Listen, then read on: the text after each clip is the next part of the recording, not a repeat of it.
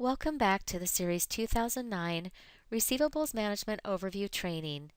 This is Part 2. In Part 2, we will cover using the Cash Receipts Journal.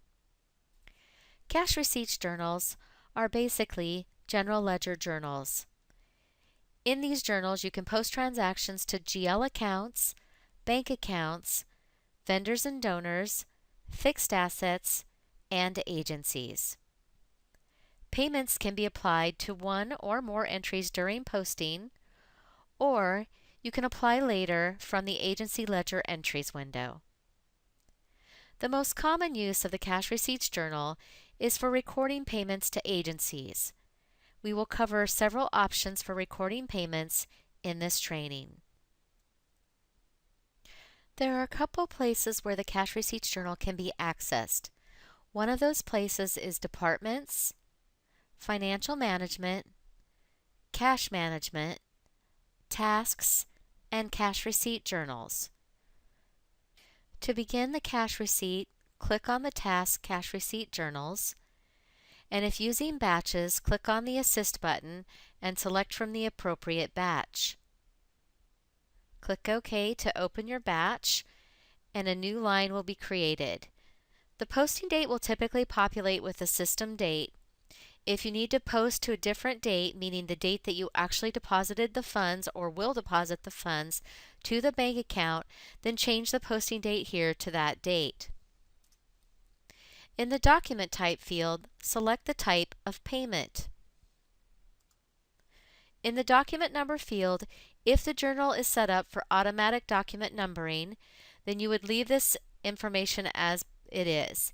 If not, then you would enter the document number here. Typically, this would be the document number of the agency payment, such as a check number or other document number. If using a default numbering series in the document number field, but you still wish to record the agency payment document number, enter that in the external document number column. In the account type field, you will select the type of agency. Then, when you click on the Assist button in the Account Number field, it will only bring up account numbers that match the account type entered here. Enter the agency number from whom you have received the payment. If using parent account numbers, the parent account number will automatically populate. The description will populate with the name of the agency. However, this can be updated to reflect what you are actually receiving from the agency. In this case, I've entered that they have made a payment to this invoice document number. Again, you can leave this as it defaults, or you can update the description to make it more helpful. The amount column field is typically entered only when you do not wish to apply the payment to an open invoice or invoices at the time you post the cash receipt journal. In that case, you would simply be making a payment to the agency account and later apply the cash receipt to open invoices or new invoices that are added to the account. To do that, we would simply enter a credit amount here. In the balancing account type field, if we are going to enter only one payment and we want to show that we are balancing to a bank account here, we can enter the bank account on this line. However, for purposes of this training, we are going to put the bank account line on a separate line. And since we are not applying this payment to any open invoices but simply to the agency account, we are going to leave the rest of the information on this line empty. On the next line, we will enter the document number for our deposit. In this case, we're going to put in the date that we are making the deposit as the document number. Our account type on this line will be bank account, and the account number will be the bank account that the payment is made to. Again, the description will populate based on the name associated with the account number selected. You can leave it as is, or you can add in additional information or replace the existing description.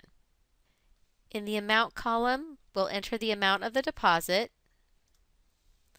And now our balance for the entry is $100 on this line, and our total balance of the entire journal is 0.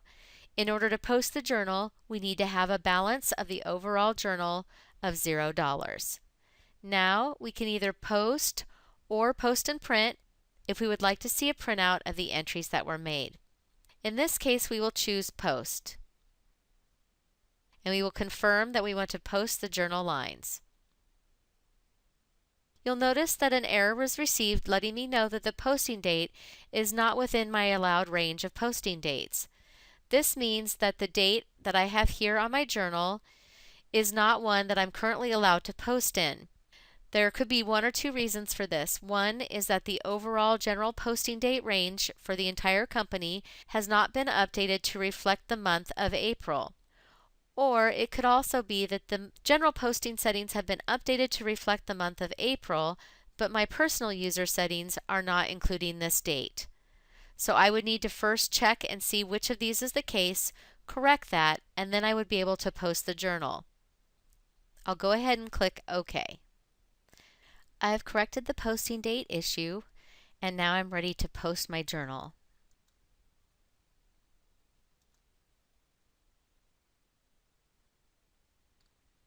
Once the journal has posted, we can check to make sure that the agency payment has been made to the account. Again, in this instance, we did not apply the payment to any open invoices, but simply as a credit to the account. In order to check the account, we can go to Agencies and Receivables, Agency Relations, Agencies, and activate our account card. We can click on the balance field to see all of the open entries for this agency. On the last line is our payment that we just entered. It was not applied to anything, so it is currently open, and we can apply it later to one of these invoices or to more than one invoice up to the balance of the payment amount. We will close out of the agency ledger entries for now, and we will return to the cash receipt journal to enter a payment that we will apply to a single open invoice. We are back at the cash receipt journal task, and we enter that, and we return to our batch name that we previously used, which the system remembers. So if we wish to use a different batch name, we can simply click on the drop-down and select from the available batches.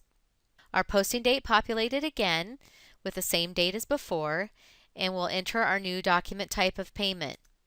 Our document number populates, and on this one we'll enter a different document number because it's a different check from the agency.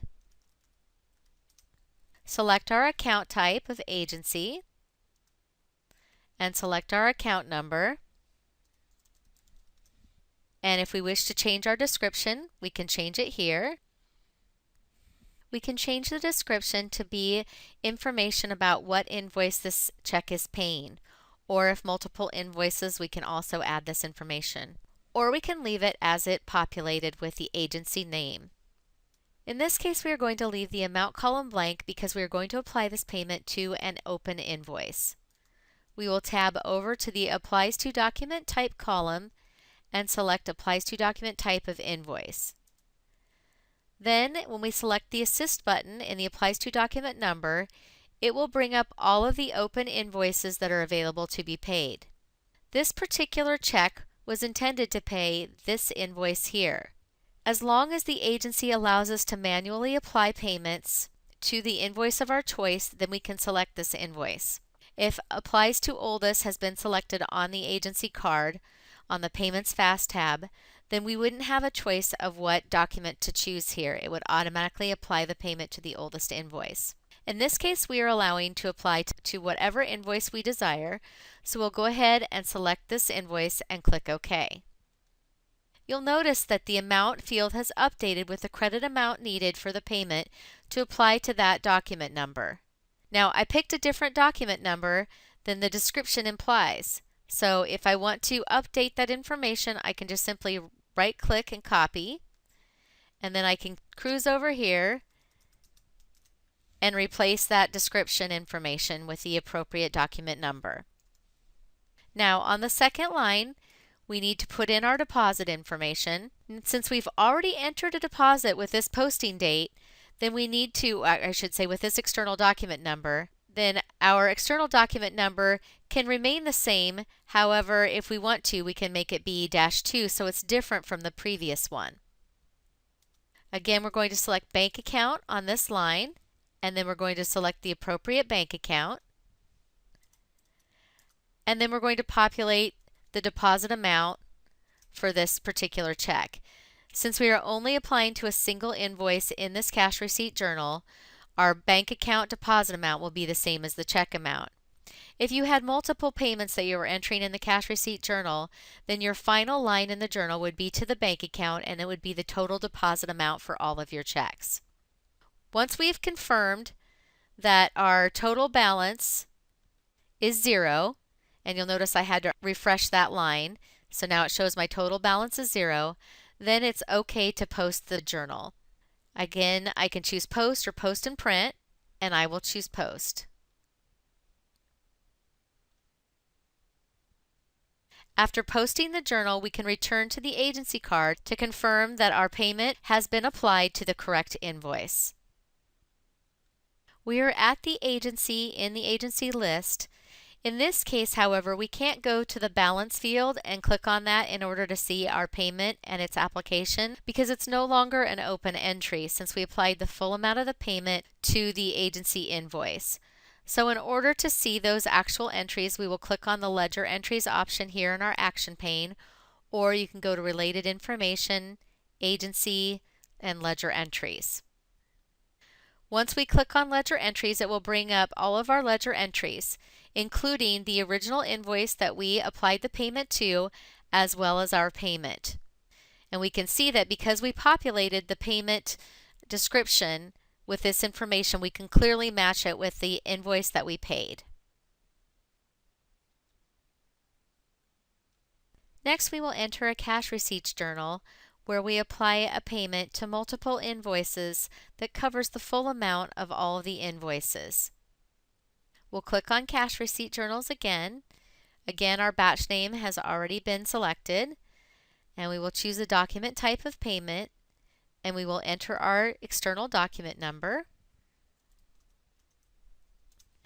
our account type of agency, and our account number. Our description, in this case, since I don't know all of the invoices that I'm applying to, I'm just going to say payment of invoices, and then I'll update that later. Again, I'll leave the amount column blank, and I will scroll over to the Applies to Document Type column and select Invoice. And then instead of going to the Applies to Document Number this way, I'm going to click on Apply Entries. This will bring up the Apply Entries window, and I can choose what entries I want to apply my payment to. Since I don't have an amount yet, you'll notice that the amount and remaining amount are blank up here. I want to apply my payment to this invoice here, so I will set the Applies to ID. And then I also want to pay this invoice here. So I set the Applies to ID. This tells me that the amount of my payment, which hopefully is the amount of my check, is $242.56. And I know that this is accurate because I'm looking at the check and I'm looking at the document numbers that they asked to pay, and it matches these two. If I want, I can write down the document numbers so that I can update my description with the document numbers that I'm paying, so I can have that in the description when it posts. I will go ahead and click OK, and this updates the amount in the entry on that line. You'll notice that there's no Applies to Document Type or Document Number here because we've applied to multiple document numbers, so it's not possible to display both. However, I wrote down the document numbers that were applied to, and I'm going to type in that information here.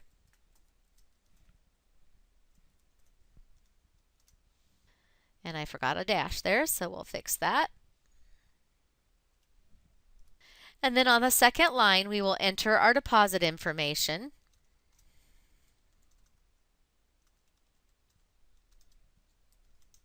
And select the account type of bank account and select our bank account. And of course, we want to put in the amount of the deposit. And then when we've confirmed that our total balance is $0, we're okay to post.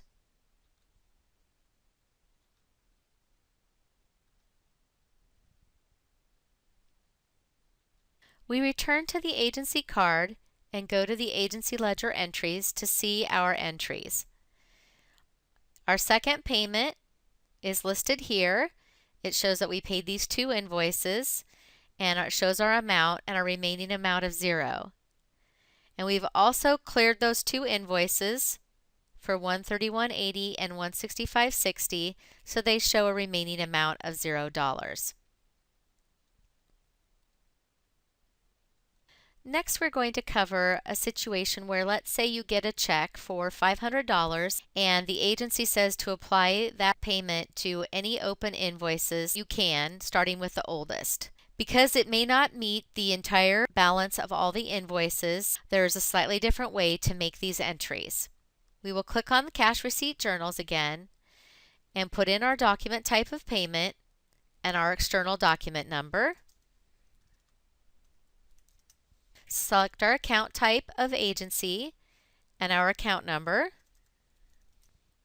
And in this case, we will enter the amount of our payment, which is $500. And actually, I think we'll just not be quite so generous and we'll say that the check was for $200. We will go to the Applies to Document Type column and select Invoice. So we'll click on the Apply Entries button and we'll select the invoices that we want to apply the $200 payment to. We have one invoice that's for $135 and another that's for $150 for a total of $285. We can apply our $200 payment to these 2 invoices, but it will leave a remaining balance on the second invoice. So to set the first application, we click on the line and hit the Set Applies to ID, and then we'll go to the next line that we want to apply to and do the same. Now, as you can see, our applied amount is $285, but our available amount's only $200. So we need to correct for that. So we'll scroll over to the Amount to Apply column, and we'll change that so that it's the correct amount for our total $200 check. Since we only have $65 left to apply, we'll simply enter $65 here. It will update our application amount to apply, and it will show that our applied amount is $200 and that our balance is 0. Now we know that we've fully applied the first invoice, but we still have some remaining amount on the second one. We can click OK, and then we can move to the next line and enter in the bank account information.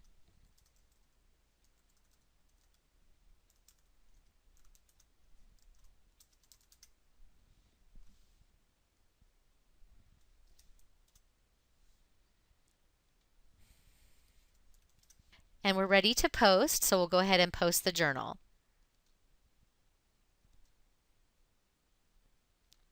We're back at the agency window and we'll go to Ledger Entries. And now we can see our payment of $200 and that we have a remaining balance of $85 on the second invoice because we did not have enough in the first $200 to completely close out that invoice. Our final example will be to receive in a partial payment to a single invoice. We'll click on Cash Receipt Journals, select our batch name, enter our document type of payment, and our document number from the agency, the account type, and the account number. And again, if we wish, we can update our description or we can leave it as it is. In this case, since we're receiving in a partial payment to a single invoice, we'll enter the amount of the payment here. We receive $50 from the agency, and we can apply that to a single invoice by going over to the Applies to Document Type field and choosing Invoice, and then going to the Applies to Document Number. We can pay this invoice, which has a remaining amount of $85, or we can pay any one of these other invoices. However, since we're only paying $50, we need to make sure that we update the application amount to make. Since we are selecting just this one line here, we're going to put in the amount to apply of $50. And we'll notice that it updates the application amount to apply, and it also updates the available amount and applied amount here, and it shows that our balance is $0, which is what we want to see. We can click OK, and if we would like, we can populate this Applies to Document Number in the description field as we did before.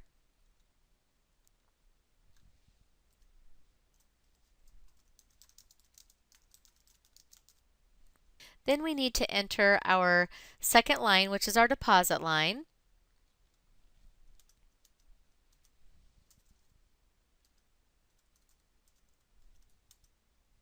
And select our account type of bank account and select our bank account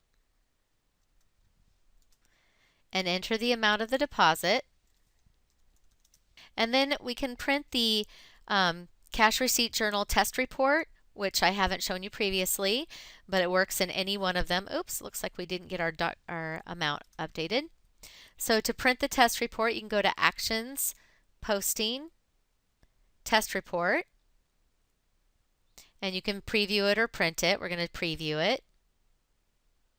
And this shows our entry for the payment and to the bank account, and it shows that our total amount and our balance after posting on the bank account, actually the cash account associated with that bank account.